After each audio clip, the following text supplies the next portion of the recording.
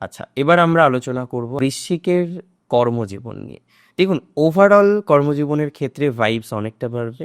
অনেকে বেকার ছিলেন, ইভেন এখনো বেকার আছেন অনেকে, তারা একটা বেটার কর্মজীবন তৈরি করার চেষ্টা করছে, কিন্তু সেখানে দেখা যাচ্ছে নানা রকমের প্রতিবন্ধকতা, সেখানে দেখা যাচ্ছে নানা রকমের অশান্তি।